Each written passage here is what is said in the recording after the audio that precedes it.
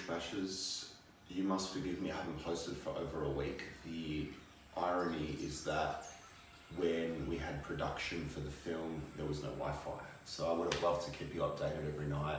However, internet was at an absolute minimum up there in the Daintree. However, the good news is that we have wrapped production on Bush Bash film. We set aside a very ambitious schedule of 7 days to film the film. That involved the final day being a safety day. So we had no plans for that day, but it was just that if we didn't get something for some reason, probably rain or some other reason, we left a spare day. We were actually so efficient and so on time each day that we did not use that 7th day. So we had 6 days of production, and on the 7th day, some people went home a day early, others, including myself, had a beautiful barbecue, watched some footage, had a laugh, had a beautiful day, packed up the houses, and now we're back in Cairns. Tomorrow I will fly home to Sydney, and then the quarantine will begin. Everyone in Australia is under quarantine, probably pretty much everyone in the world, I think, give or take. What did we learn? What happened? What was surprising? The first thing I've got to say is that casting is ultra important, and we nailed our casting. So we had amazing actors playing their roles. There was a heavy focus on improvisation, and we had some brilliant improvisational comedians and speakers and things like that. So number one advantage we had was a brilliant cast. We had amazing people, males, females, older people, younger people, really, really great.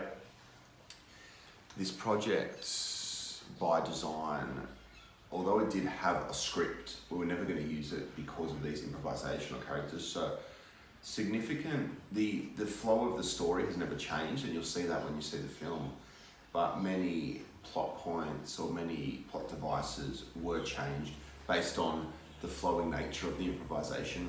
I'm also a big improviser, so I was the director, did a bit of acting in the film, but I'm big on improvisation. So that happened.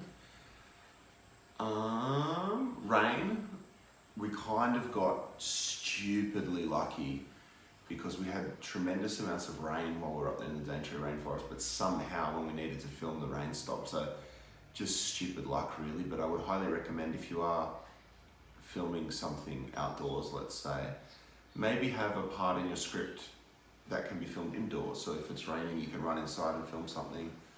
Or if you're writing a scene, maybe you want it set outdoors, it may be a good idea to consider to yourself how it could be filmed indoors. For example, we had a scene around a bonfire.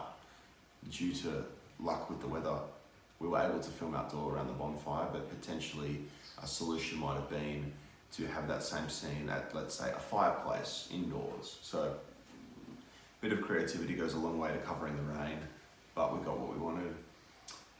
Camera work, we started off the week with 2 camera people and ended up with 1 because that was scheduled. It's not like someone stormed off the set, that was scheduled.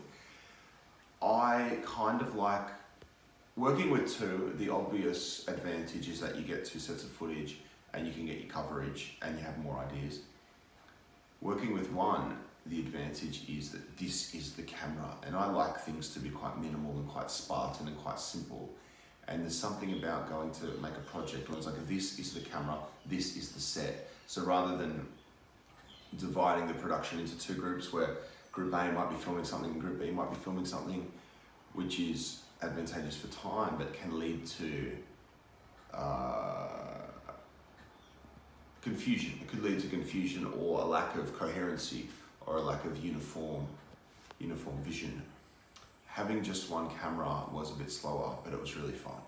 So that's something worth considering. If you're trying to make a stupidly simple film for a stupidly low price, which is probably a good idea if you're an amateur. If you're watching this, you're probably, if you're watching this, you're probably not a big shot Hollywood producer, so probably you're like us, which is creative people that want to make something happen without many resources.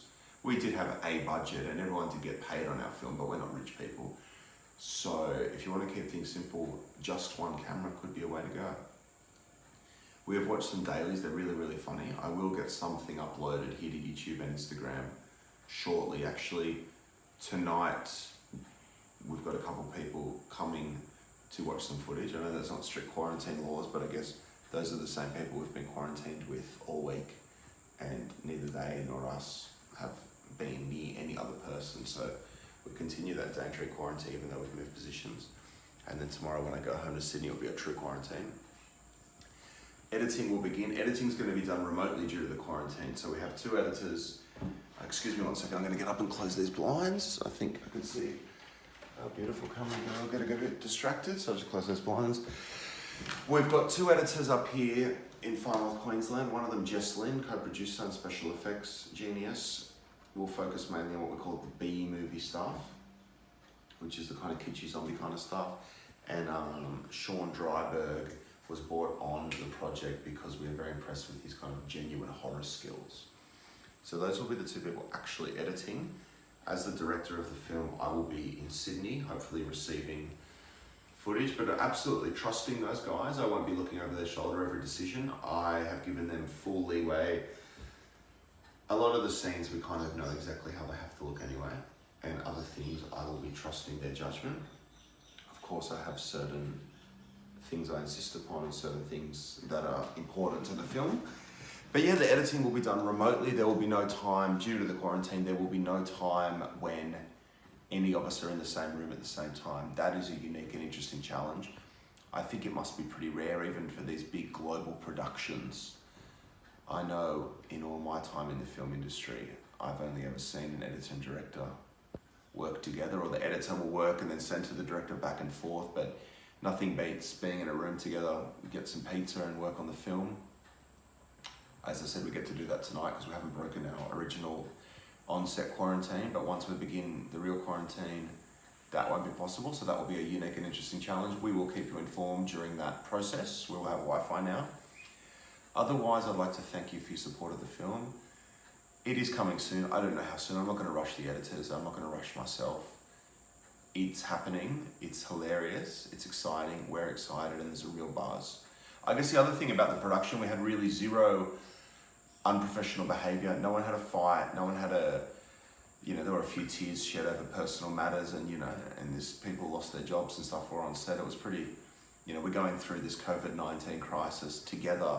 But as far as producing a film go, we had very, very few, very, very minor incidents, none of which I can even think to talk about right now. So we got really lucky. Great bunch of people, great vibe on set, great humour, great fun, and I have no doubt that will be on the screen. When you watch this thing, you'll be able to see those guys were having a laugh, and we were. Every smile is genuine, which is pretty cool and sometimes rare in entertainment, I think. The film is coming. Merchandise is coming. There will be some really beautiful and cool and gory and scary and funny designs.